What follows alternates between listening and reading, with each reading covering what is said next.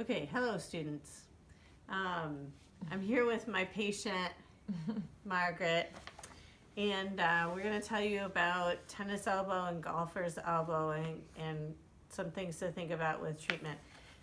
This is in your packet, this handout. This is basically a patient handout, but it has some really good information in it, and it's actually a nice guide for us as we rehabilitate people.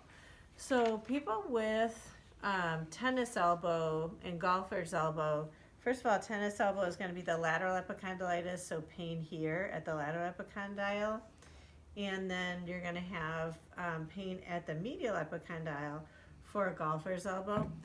I want you to understand something too. You need to rule out a proximal cause of lateral epicondylitis, because I really do see a lot of patients, I don't know if this happens to you too, where there's actually a lot of problems proximal to the elbow. And so you need to check that out first, because I've seen a lot of cervical patients end up complaining of lateral epicondylitis when it probably isn't really that.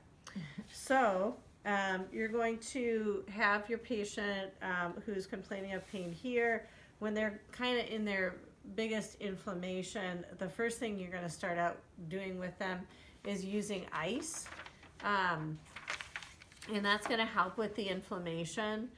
You're going to have them be icing, and then you can do some manual therapy with the wrist extensors. But really it's a concentration on reducing inflammation.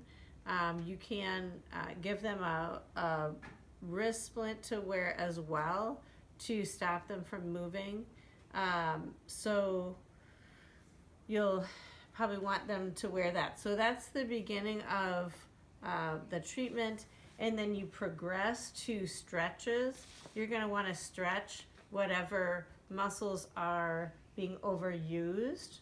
So if it's lateral epicondylitis, you're going to stretch the extensors. So go ahead, Margaret, and stretch. And when they do this, I'm going to be asking her, so is that painful when you do that? No, not right now. A little bit. Okay. So if it's a little bit, okay, you can relax. If it's a little bit, that's fine to go on with the stretches. If it's very, very painful, like more than a 3 or 4 out of 10, I would say the stretches are not so good. You're just increasing the inflammation. Right. So you could do the extensors, and then if it's medial epicondylitis, you could do the flexors and stretch this way. You're going to have to get that inflammation under control. Then you do the stretching and see if they can tolerate that. Then you would go forward and do some strengthening, and you would start with small weights. That feels really heavy. Oh, that's a 3-pound weight.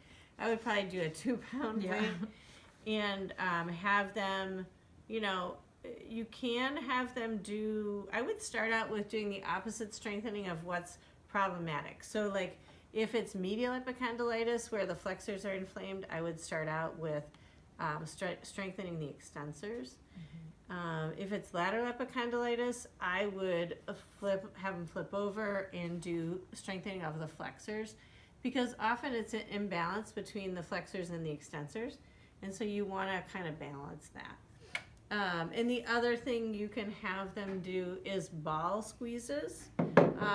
And this is, again, after that inflammatory stage is kind of, you're getting past that and the stretches are going well and all of that, then you can have them do ball squeezes as well with the wrist strengthening. So I would really keep in mind those stages of rehabilitation for your epicondylitis patients.